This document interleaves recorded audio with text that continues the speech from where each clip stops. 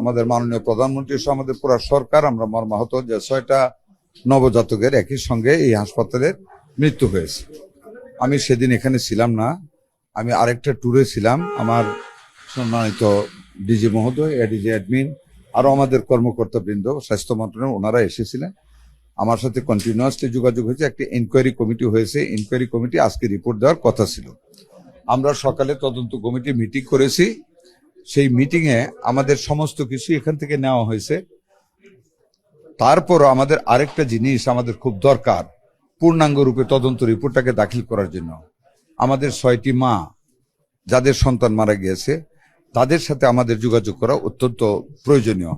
এটা পূর্ণাঙ্গ একটা প্রতিবেদন তৈরি করার লক্ষ্যে। সেই মাগুলি অনেক দূরে আছেন। আমাদের তদন্ত কমিটি সক্ষম হয়েছেন যোগাযোগ করতে। আরো 2 থেকে 3 দিন টাইম লাগবে ওনাদের প্রত্যেকের সাথে দেখা করতে। যেই কারণে ওনারা আবেদন করেছেন, আমাদেরকে সমস্ত কিছু দেখিয়েছেন ওনাদের ফাইন্ডিংস। তো ওই মাগুলির সাথে দেখা করে ওনাদের স্টেটমেন্ট নিয়ে পূর্ণাঙ্গ প্রতিবেদনটা তৈরি করে আগামী 3 তারিখে আমাদের কাছে জমা দেবেন। আমি 2-3 দিন অতিরিক্ত 3 দিনের মাথায় জমা দেবেন।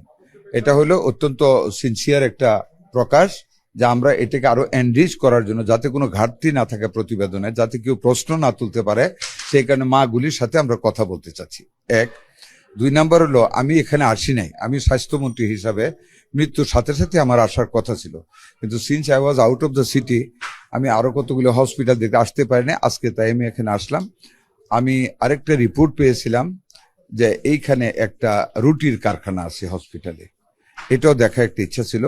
বাট যে জায়গাটা মারা গেছে এটা আমার আত্মসন্তুষ্টির জন্য দেখার দরকার ছিল, যাতে আমাকে আপনারা প্রশ্ন করলে যে আপনার মন্ত্রী আপনি তো আসলেন না, ওইটা থেকে আমি মুক্তি নিলাম। তো এগুলি আমি পাওয়া গেছে, আমি দেখেছি। আমরা পরে এগুলি পূর্ণাঙ্গ আলোচনা করব। বেকারি চলে 2টা, ইলেকট্রিক কি দিয়ে, ইলেকট্রিক ওপেন দিয়ে। আমি এখানে কোনো ইলেকট্রিক্যাল ইঞ্জিনিয়ার পাইনি, একজন মেকানিক্যাল অ্যাসিস্ট্যান্ট পেয়েছি।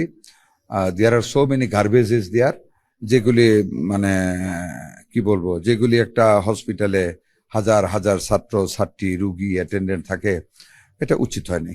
অথবা আমাদের পরিদর্শনের অভাব বা ইন্টেলিজেন্সের অভাব বা যে কোনো কারণে হোক হয়েছে, এগুলি ইরেগুলারিটিস।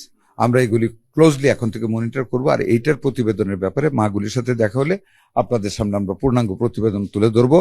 আমরা এটার শেষ পর্যন্ত সুরাহা করার চেষ্টা করবো ইনশাল্লাহ। এটা আমাদের এক্সপার্টদের যারা আসছিলেন, আমরা আরেকটু এক্সপার্ট পাঠাবো কারখানাটা দেখে এটা থেকে ওইরকম কিছু সৃষ্টি হওয়ার সম্ভাবনা আছে কিনা দেখার জন্য আমরা আরেকটু এক্সপার্ট পাঠাবো আগামীকালই।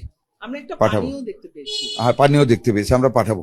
আমরা পানিটা লকড ওয়াটারটা জমাট পানিটা এবং রুটির কারখানাটা থেকে কোন রকম পদার্থ মানে বেবিদের যেটা টলারেন্সের বাইরে হতে পারে এমন কোনো গ্যাস প্রবাহিত হচ্ছে কিনা, যেহেতু আমরা আইসিইউটা রুমের ভিতরে একটা গন্ধ পাচ্ছি, এটা আমরা নিরীক্ষা করে 2 দিনের ভিতর দেখে আমরা এনিওয়ে 3rd ডেতে আমরা প্রতিবেদন দেবো। 8-10 গজ দূরে এটি জয়েন্ট বাই এ ব্রিজ।